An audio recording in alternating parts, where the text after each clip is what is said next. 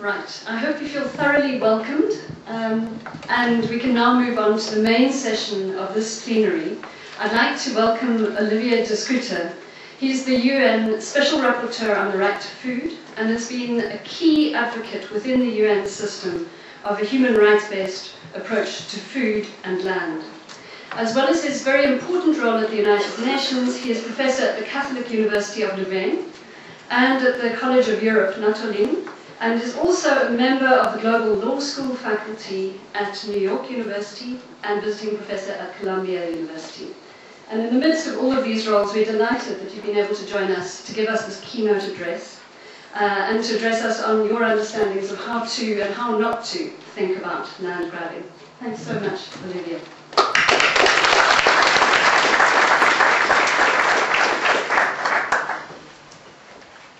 Thank you, Ruth. So of course, since this is an academic conference, nothing that I'm saying is actually me speaking in my own name.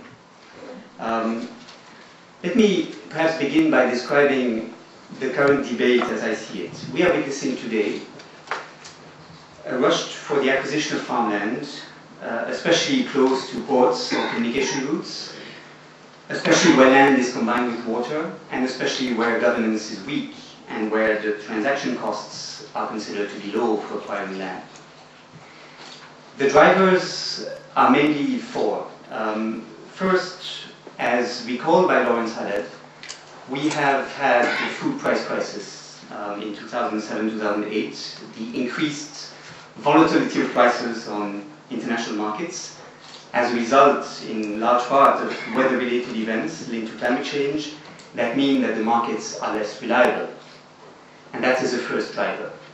Secondly, we have an energy crisis, which we face as we are now confronting peak oil and peak gas, and as agroenergy is used by major players, including the US and the EU, as a solution to address this crisis.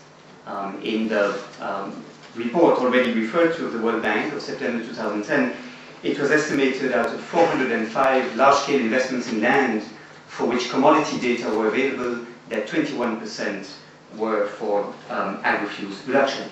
And this is a topic which we'll be discussed in two panels during this conference, one chaired by Paul Mathieu from the FAO, and one chaired by John McCarthy, panel 28, I think, on Friday. A third driver is the financial crisis. And this is as a result of the stock markets being less promising, leading investment funds, private investors to use land as a way to secure their assets and to hedge against inflation for speculative motives. And then fourth and finally, there is the development of markets for carbon, for the trading of emission credits under the Clean Development Mechanism of Article 12 of the Kyoto Protocol to the UN Framework Convention on Climate Change, and more recently under the REDD mechanism for avoiding deforestation. And again, a panel session, panel number 2, will be dedicated this afternoon to this topic under the heading of carbon grabs. Now, the desire to make profit from the exploitation of natural resources is the common denominator of these various drivers.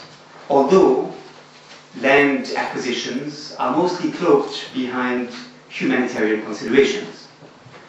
Particularly, they are defended as a means to secure a stable, reliable supply of food for populations in cash-rich countries, but which have scarce resources and that seek to reduce their dependence on international markets for their food security.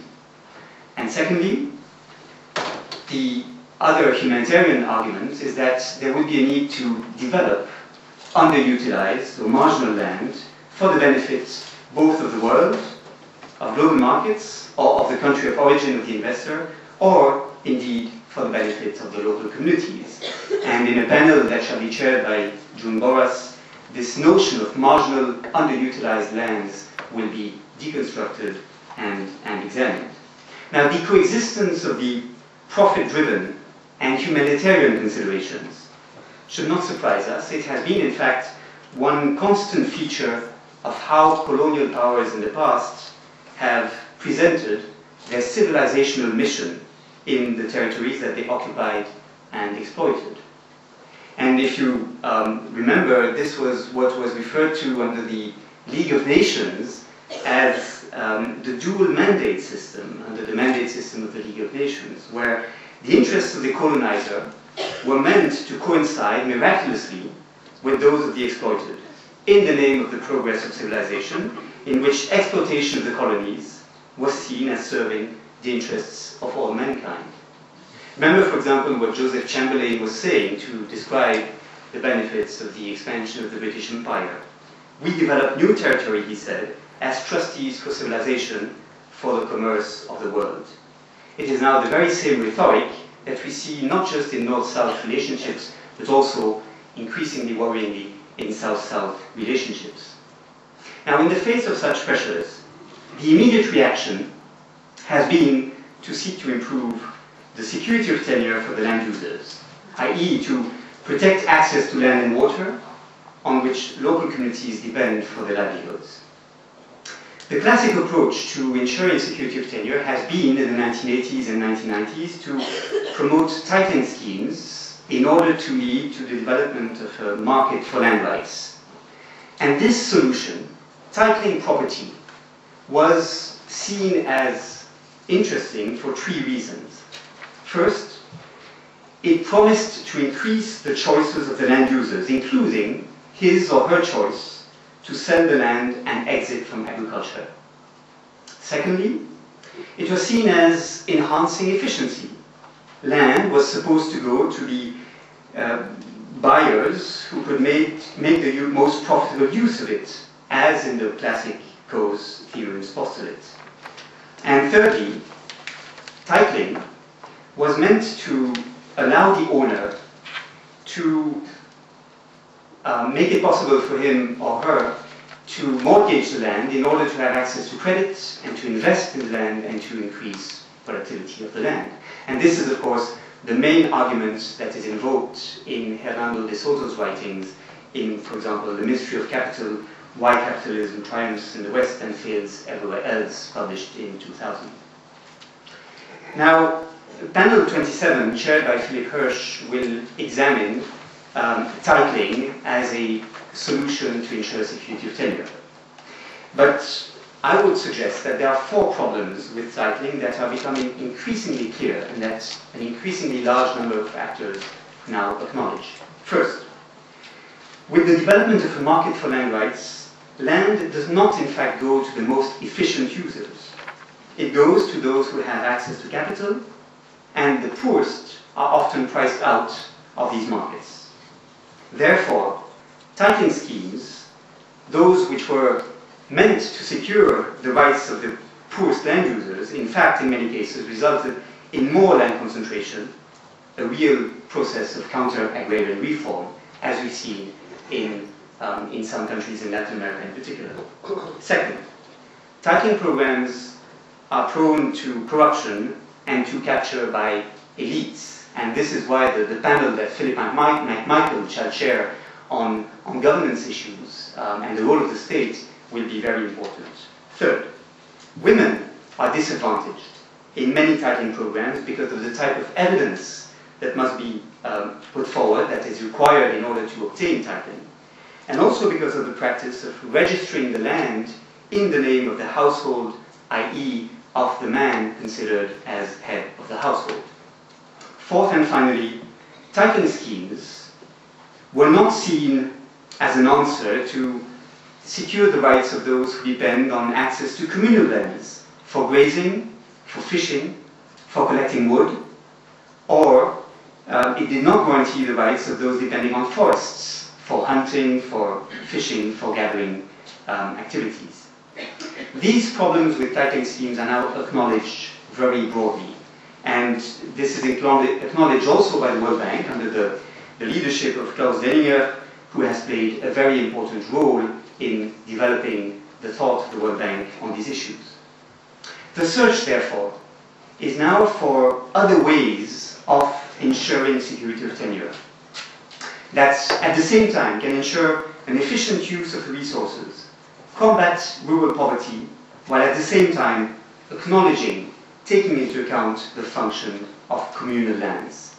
And how to achieve this through adequate systems of land tenure will be the mandate of the project team on land tenure and international investments in agriculture, appointed recently by the steering committee of the high-level panel of experts, which was requested by the Committee on World Food Security to study this issue. And this project team shall be headed by Camilla Turmin from the IIED, with Prem Bindrapan, June Boris, and Esther Mangi.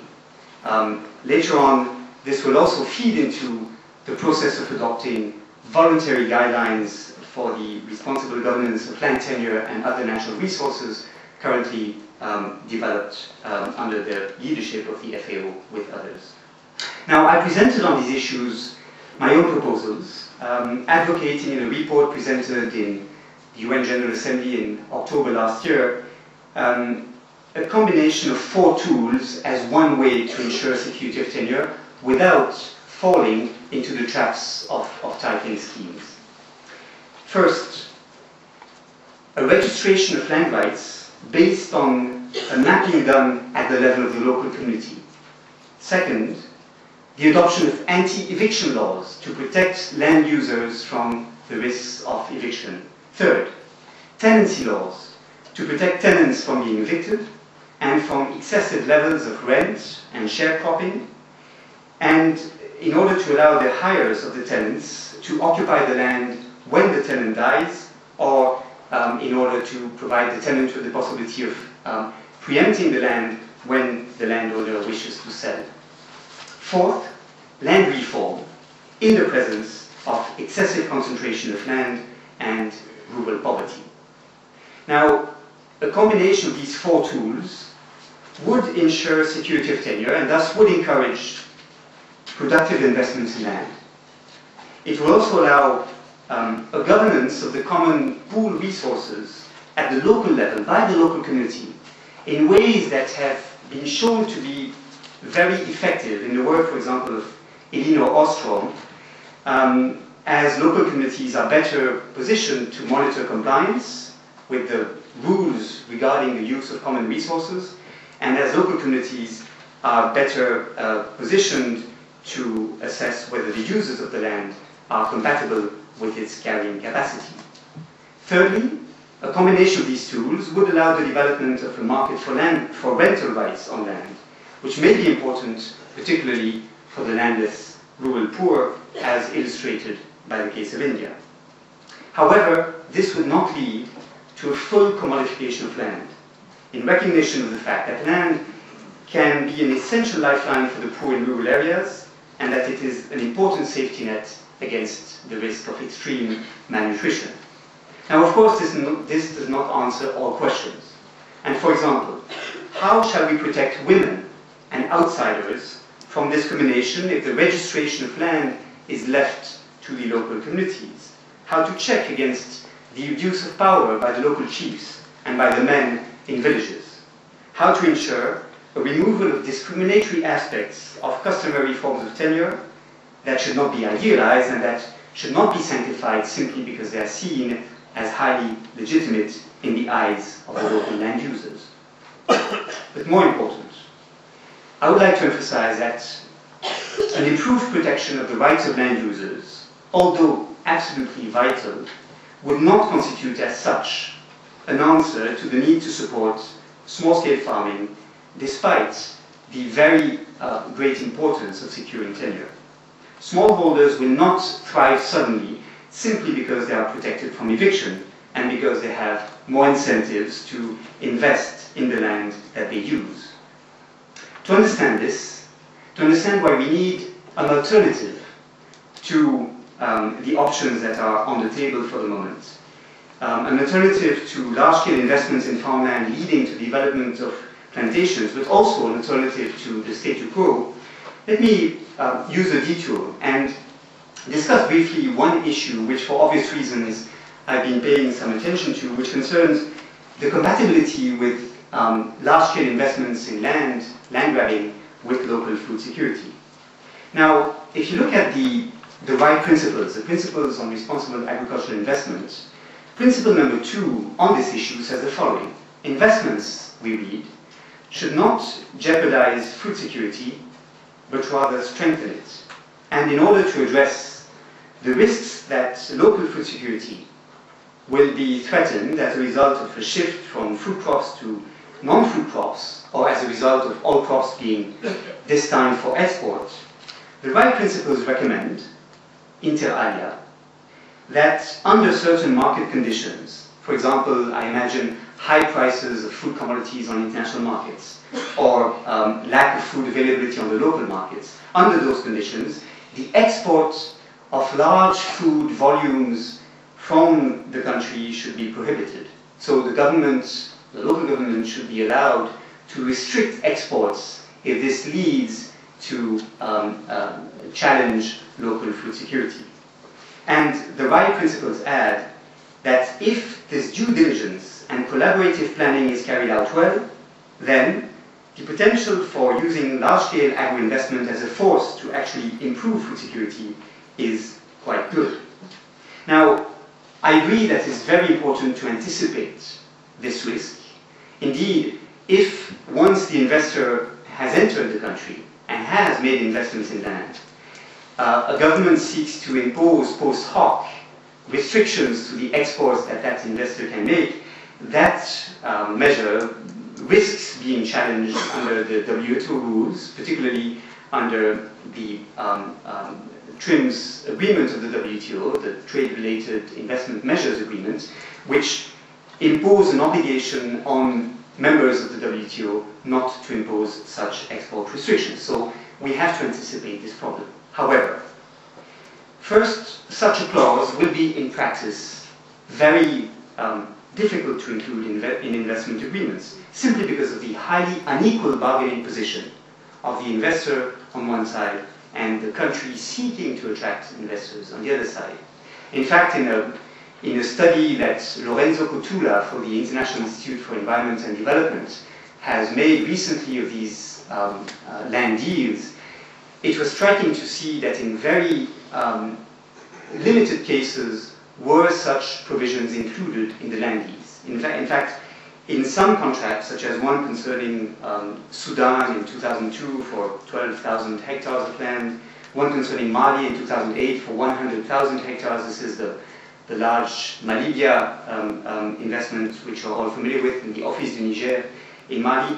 In these agreements, while food security was invoked as a reason to attract investment, there was no provision about the need to protect local food security, and there was no possibility, therefore, for the host countries to restrict exports, even in cases where food would not be available on the local markets. Now, other contracts are slightly more explicit on this. If you look at the study by Lorenzo Cotula, you will see that in Liberia, for example, there was a concession agreement in 2008 that allowed rice to be exported, provided, however, that domestic consumption demands are met. And we have a similar type of provision for the Madagascar deal with Varun International, in which specific proportions of the food produced shall have to be sold on the local markets. Now, the problem of these clauses, however, although they are certainly desirable in principle when such deals are concluded, the problem is that violations of right to food may, of course, stem from the fact that there is not sufficient food on the local markets and that too much food is being exported. But it can also stem from simply the loss of livelihoods for some groups, particularly small-scale farmers, for whom the dumping of food on the local markets by far more competitive plantations will not be a solution and instead can represent a very significant problem. Although it will look like a desirable option for some small farmers who are net food buyers and who in many countries represent a significant minority, sometimes the majority of the very poor in the rural areas, it is not a long-term solution. And this confronts host states with a dilemma. Should they prioritize export of crops produced, thanks to the investment, to avoid disruption on the local markets, or what might be called internal dumping? Or should instead they seek to impose restrictions to exports to ensure sufficient availability of food on local markets, at the risk, however, of disrupting the livelihoods of the local producers. This, as you can see, requires a very fine-tuning of governmental action, a very careful balancing of the various interests involved. Now, this dilemma really is a symptom of a much broader problem which we have to confront, which is that is it possible to ensure some form of coexistence between two very different types of farming? One that is performed on a large scale by industrial methods, by capital-intensive methods that economize on labor, and that are practiced by large plantations which today have become the champions of the low-cost food economy. Or, on the other side, small-scale family farming, much more labor-intensive in general, substituting labor for capital that is scarce, and that can be potentially highly productive per hectare, but that requires to be organized, to be supported by appropriate public policies. Now, many in this room, and I myself, have argued in the past that small-scale farming presents a number of advantages that explain why it deserves to be supported. And let me just list these main advantages that justify the need to support small-scale farming. First, it is most effective in reducing rural poverty. Second, it contributes to employment creation in the rural areas and thus to rural development. And in the paper by Tanya Lee in the Journal of Peasant Studies, there's a very interesting discussion of this labor dimension of the debate on land grabbing, in part focused on Indonesia, but the lessons go far beyond this. And using the data of the World Bank, she shows how these large plantations are really not the source of employment as usually boasted. Third, small-scale farming can produce powerful multiplier effects on the local economy. Now, this is a point I'd like to briefly comment upon. When incomes of smallholders rise, this has beneficial effects for other sectors of the economy, the local industry and the local service providers. The reason is that an increase of incomes in the rural areas will develop the markets for these other sectors of the local economy. And so the multiplier effects are great, and they're much greater than if all the benefits go to one landowner, one large landowner, who will usually buy luxury items or will buy heavy machinery imported from abroad, rather than this benefiting the local producers and manufactured products or the local service providers. This is what is referred to as the consumption linkage between agriculture and other sectors of the economy, which is estimated to be 4 to 5 times more important than the production linkage, which results from the fact that investments in agriculture will lead to buy more inputs and to develop employment in the processing and retail industry downstream the production itself. A fourth argument in favor of small-scale farming is that it is, as we know, highly productive per hectare. There are many studies that show an inverse relationship between the size of the farm and the productivity per hectare, if we consider especially the total output produced, rather than focusing on a single plot. At least beyond a certain size of the plot, it is very clear that the productivity per surface cultivated is very high for small farms. So I'm puzzled by the assertion that we read now and then that only large-scale plantation-style farming is able to feed the world. I believe that this assertion, which we see often in the media, is based on two confusions. First, on a confusion between competitiveness on the markets and productivity per hectare. And I would insist that what we need now is to be as productive as possible and not just as competitive as possible according to the laws of the market. And secondly, I believe it may stem from the confusion between labor productivity, which is what most economists have focused upon classically, and productivity in the use of resources, which is much higher, much better with regard to small-scale farming. Fifth and finally, small farms are better equipped to develop and maintain the complex and diverse farming systems that function according to agroecological principles that we recognize now in the face of widespread ecological degradation, and climate change is absolutely vital to promote.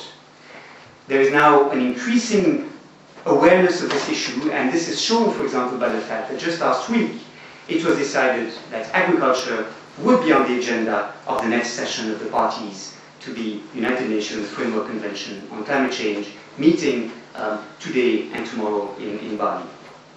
So this leads to the question of what kind of investment we need to support small-scale farming, the farming on which most poor rural households still depend in developing countries.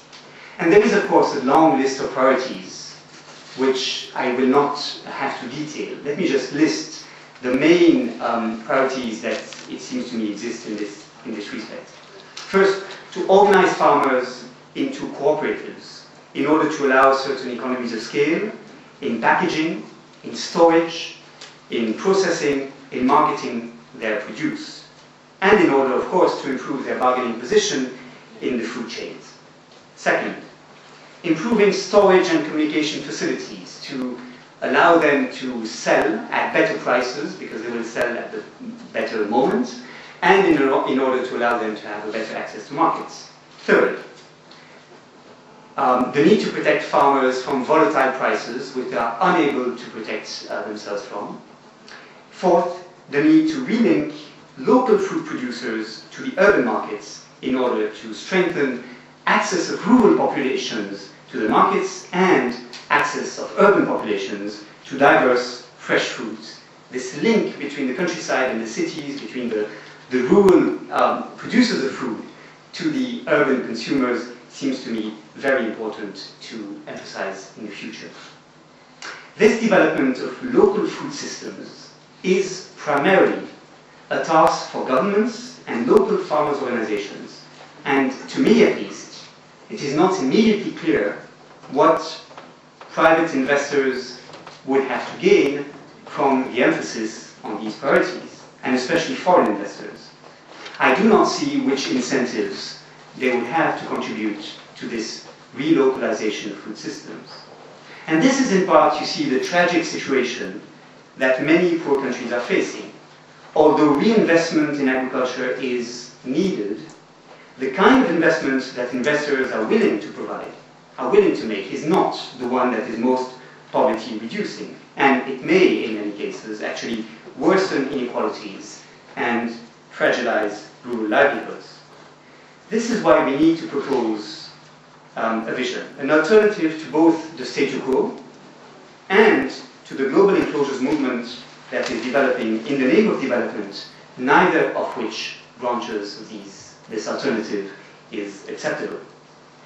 This alternative vision, I would suggest, would be made out of two main transitions. One transition from export-led agriculture to a relocalization of the food systems and a strengthening of the links between the cities and the rural areas. And the second transition from industrial agriculture that is highly dependent on fossil energies and contributes to climate change to a much more environmentally sustainable type of agriculture that is based on the principles of agroecology that, for example, Eric Jimenez at Food First in California studies with lots of energy and talent. These transitions have to be planned through multi-year strategies grounded in the right to food, and they cannot be realized all at once. But the reality is that large-scale investments in farmland aimed either at serving export markets or at encouraging the less competitive smallholders to exit from agriculture is moving in the exact opposite direction. I believe, therefore, that another pathway is possible, and I'm confident that this conference will show the way, indeed, perhaps opening the way for another conference of the Land Deal Politics Initiative. Thank you very much.